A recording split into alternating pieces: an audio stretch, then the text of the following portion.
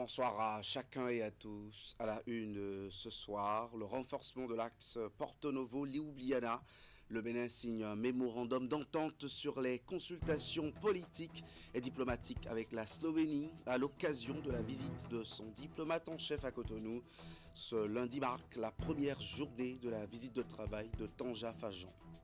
Transhumance, ambiance, relations entre forces de sécurité et population, ainsi que la question de la cherté de la vie, étaient au centre des préoccupations recueillies par le Conseil économique et social dans le Borgou.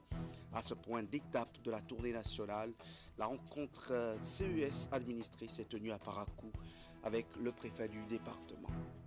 Les excellents élèves et étudiants soutenus par la Fondation Valais touchent la première tranche de leur bourse au titre de cette année scolaire.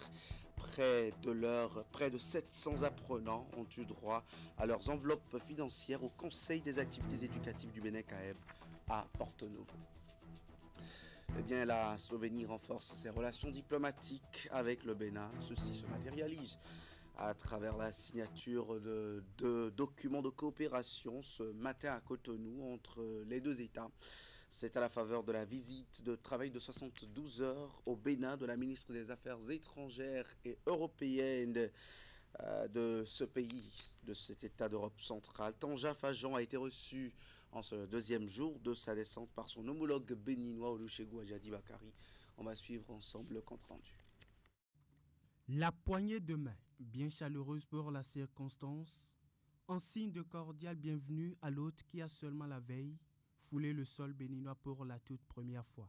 Cette personnalité de haut rang sur le tapis rouge, reçue ici par son homologue béninois, est la ministre des Affaires étrangères de la République de Slovénie. Après les présentations d'usage, Olusegun Ajadi Bakari et Tanja Fajon se parlent en tête-à-tête. S'ensuit la cérémonie de signature d'un mémorandum d'entente sur les consultations politiques et diplomatiques entre le Bénin et la Slovénie. Il va y avoir par la suite une séance de travail élargie aux deux délégations des deux parties. C'est une toute première visite au Bénin. J'ai rencontré le ministre des Affaires étrangères. Nous avons tenu de fructueux échanges et signé 2 accords bilatéraux entre nos États. Cela représente pour nous la première étape du développement des relations économiques entre le Bénin et la Slovénie. Je représente également l'Union européenne et dans ce sens, le Bénin est attendu en tant que pays stratégique au prochain sommet Union africaine et Union européenne. Nous avons aussi parlé de la sécurité et des modalités de soutien de l'UE au développement inclusif du Bénin.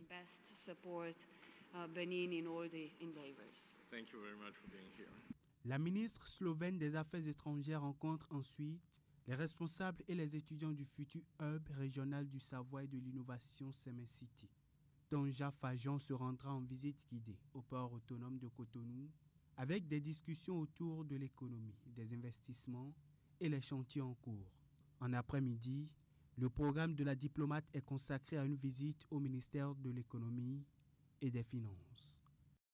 Le président du Conseil économique et social poursuit sa tournée de lancement des activités des conseils économiques départementaux. Il était dans le Borgou, Conrad Baguidi, et à l'étape de Parakou, il a rencontré les autorités locales et les acteurs de toutes les couches socio-professionnelles. Il était accompagné pour l'occasion d'une forte délégation, avec notamment les vice-présidents de l'institution ainsi que des conseillers. Les précisions avec Esther Tofa. Lors de cette rencontre, le président Conrad Baguidi a pris le temps d'écouter attentivement les préoccupations des acteurs locaux et des autorités.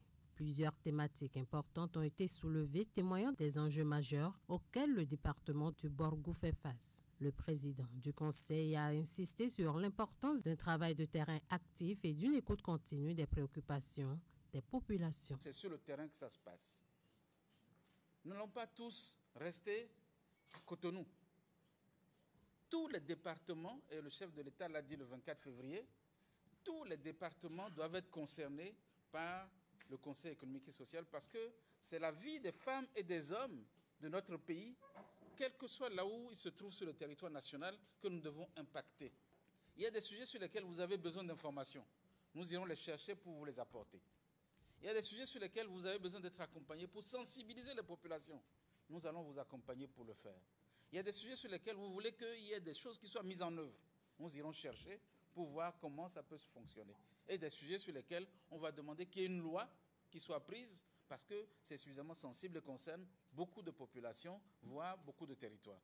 Le préfet du département présent à la séance a exprimé sa disponibilité à accompagner les actions du conseil départemental. Les populations attendent beaucoup de vous, notamment des actions visant à renforcer la résilience de chaque citoyen et de chaque citoyenne face aux différents chocs socio-économiques dans un monde en pleine mutation. Je voudrais ici vous rassurer de mon entière disponibilité à accompagner les actions de la représentation du Conseil économique et social dans mon département en vue de la réussite de sa mission. 5 préoccupations principales ont été identifiées lors de cette rencontre, reflétant les attentes et les besoins pressants des habitants du Borkou. Ces sujets incluent la gestion de la transhumance, la coopération entre la police et la population, ainsi que des questions liées à la valorisation de la culture locale et la cherté de la vie. Conrad Baguidi a assuré que ces problématiques seraient prises en compte dans les actions futures du Conseil économique et social. À l'école, nous vous proposons maintenant de grandes dates officielles du calendrier scolaire, notamment celle des examens de certificat d'études primaires, du brevet d'études du premier cycle et du baccalauréat. Suivez. Le gouvernement béninois a rendu public le calendrier national des examens et concours scolaires et universitaires et tests de recrutement pour le compte de l'année 2025. Ceci à travers un arrêté ministériel en date du 27 mars 2025. Selon le dit arrêté, le certificat d'études primaires CEP aura lieu du lundi 2 au jeudi 5 juin 2025. Les épreuves écrites de l'examen du brevet d'études du premier cycle BEPC vont démarrer le mardi 10 juin et prendront fin le jeudi 12 juin 2025. Quant au baccalauréat, il a lieu du 16 au 19 juin 2025. Selon l'article 1er du même arrêté ministériel, les examens nationaux de licence se dérouleront du lundi 18 août au samedi 13 septembre 2025. Les examens nationaux de master, quant à eux, se dérouleront du lundi 22 septembre au mercredi 15 septembre 2025. Le concours d'entrée à l'École nationale supérieure de Nati-Tengou et celle de Porto Novo se déroulera le samedi 4 octobre 2025. Le concours d'entrée dans les lycées techniques agricoles se déroulera le lundi 6 octobre 2025.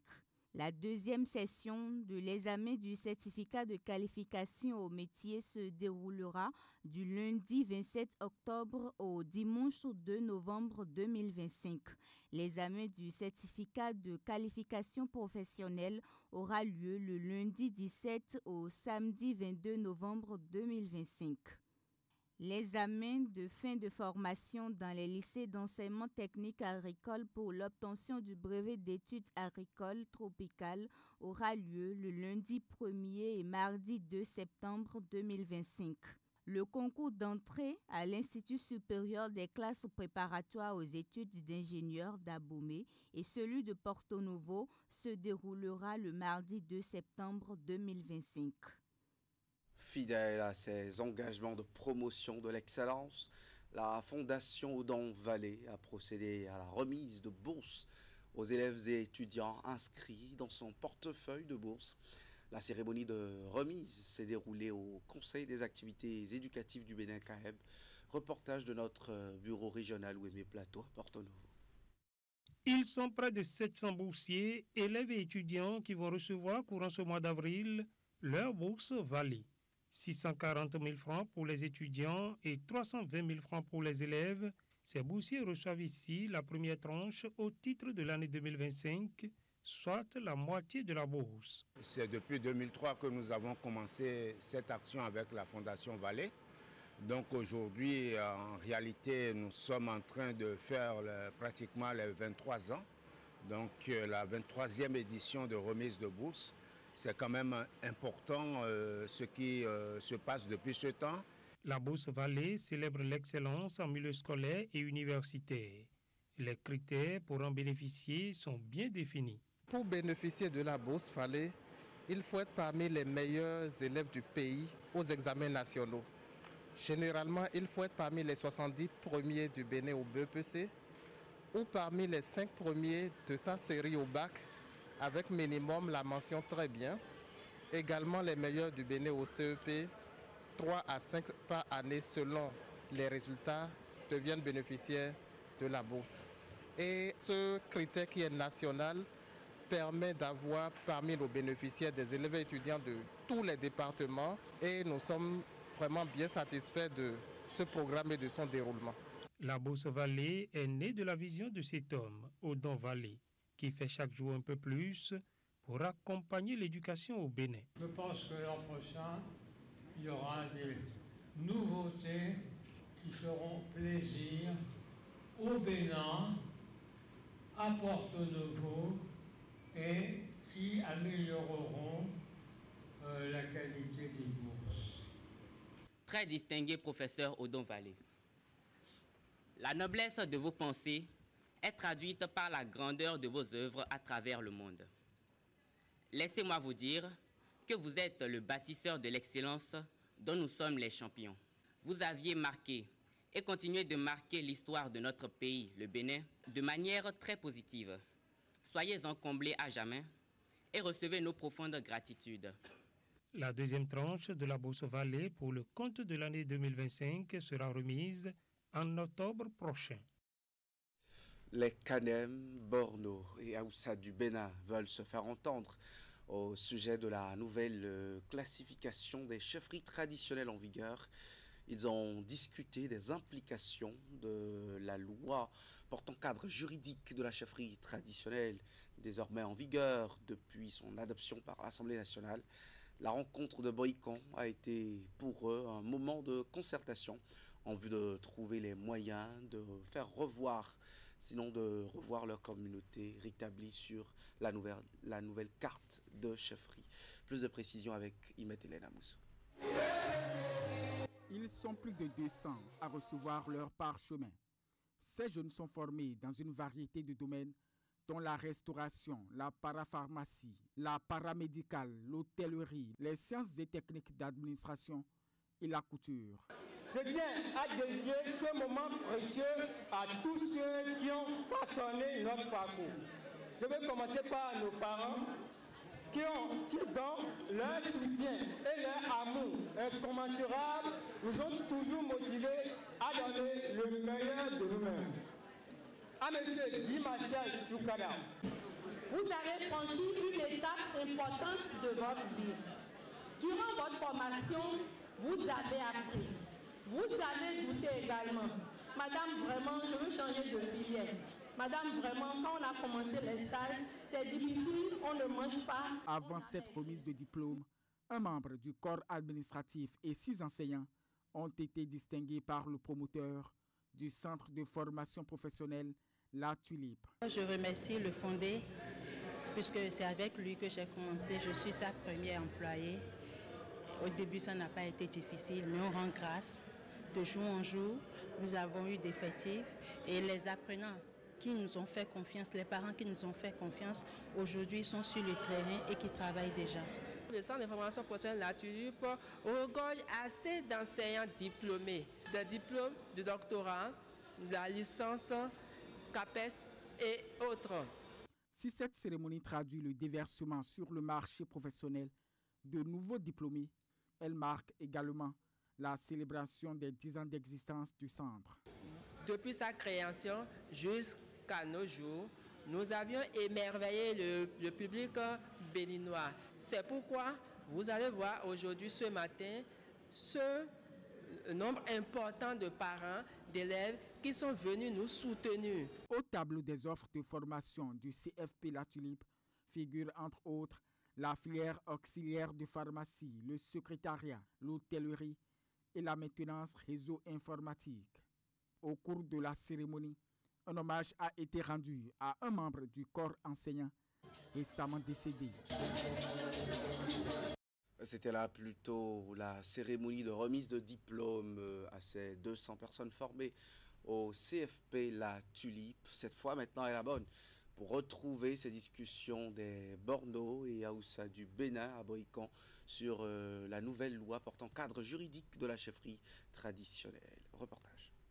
Des Aoussa venus des 4 coins du pays, tous ont rallié la ville Carrefour sur invitation du président de l'Union islamique du Bénin, également imam de la mosquée centrale de Boïkan. La rencontre est le cadre choisi en vue de se concerter pour trouver ensemble les voies et moyens de se faire entendre suite au vote récemment par l'Assemblée nationale de la loi sur les chefferies traditionnelles.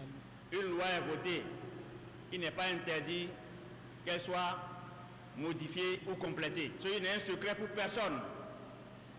Nos aïeux, les Haoussa, sont arrivés du Nigeria 7 sur invitation du roi de Dahomey d'alors. Si mes souvenirs sont bons, je passe sur le contrôle de mes années, vers les années 1713, qui ont fait ce qu'ils pouvaient faire pour le royaume de Dahomey. Suite à cela, le roi Dahomey a reconnu ce que nos aïeux ont fait pour Dahomey en son temps et a intronisé nos parents, nos aïeux. Je voudrais simplement dire aux uns et aux autres que nous prenons acte de ce qui a été fait. Nous félicitons le chef d'État pour avoir essayé d'organiser ce secteur, mais que l'histoire soit vraiment mise à sa place. Là, les mêmes Haoussa qui sont éparpillés un peu partout. Si tu vas à Kandi, Djougou, Parakou, Porte-Novo, Boïkan, Abomey, Kanan, c'est les mêmes Haoussa. Et je dois préciser aussi que si on est arrivé à être béninois aujourd'hui, il faut qu'on dise que nous sommes comme des fils des rois. Le roi Gadja, voir ce que les Haoussa ont fait pour son royaume, il a intronisé le premier responsable qui est arrivé en son temps comme roi des musulmans. Il a été intronisé en 1715. Et si tu es un Haoussa, les preuves sont là. Si tu es un Haoussa, tu vas au palais d'Abomey, on se considère comme un prince. Au regard de la nouvelle disposition, 16 royaumes, 80 chefferies supérieures dépendantes ou non et 10 chefferies coutumières ont été reconnues. Également dans son article 8, la loi dispose que toute personne qui représente l'autorité traditionnelle au sein des formes d'associations sociales traditionnelles non répertoriées dans les articles 5, 6 et 7 est désormais dénommée chef communautaire. Malgré ces mesures, la communauté Haoussa semble ne pas se retrouver dans la nouvelle carte des chefferies et pourtant. Nos communautés ne sont pas des passagers clandestins de l'histoire de notre pays. Nous sommes les héritiers d'une civilisation qui a traversé les siècles, portée par des valeurs de solidarité, de sagesse et de résilience. Nos danses, nos récits hippiques, nos rites sacrés ne sont pas de simples folklore. Ce sont des piliers de notre identité, les marqueurs d'un patrimoine qui a survécu aux tempêtes de l'histoire. Excellences, mesdames et messieurs, chers frères, levons-nous, non avec colère, mais en paix, avec la dignité de ceux qui savent respecter les textes qui régissent la République. Conformément à la loi, faisons-nous entendre. Conformément à la loi, faisons-nous entendre. Réclamons notre place, pas contre les autres, mais aux côtés des autres. Quelqu'un a dit, une culture reconnue est une flamme qui éclaire. Je demande aux membres de la commission qui ont élaboré le projet des chefferies de voir de notre côté. Nous avons constaté avec amertume que les Haoussa sont oubliés. Ça, ce n'est pas possible. Or, c'est le royaume d'Oyo qui avait des problèmes avec le royaume du Dahomey et le royaume de Kanon et de Bida ont intervenu aux côtés du roi du Dahomey, je parle du roi Gadja, et ils ont eu de succès. Et c'est pourquoi le roi, très content, il dit désormais, vous êtes comme des rois dans mon pays. Déterminés à mettre à disposition la documentation nécessaire pour attester de leur légitimité et pour retracer l'histoire des Kanem Borno et Aoussa du Bénin, ils espèrent pouvoir obtenir gain de cause et se voir rétablis. Il y va, disent-ils, du rayonnement de la culture béninoise. Et ce sera tout pour ce 19h30. Dans 10 minutes, l'info continue à 20h avec Wahabalik Barra. Le bilan de 9 ans de gouvernance du président Patrice Talon est en débat avec deux invités. Delphin Gangana, il est analyste politique, et Gracien Makoko, juriste, chercheur et écrivain. Prenez le rendez-vous. À très vite.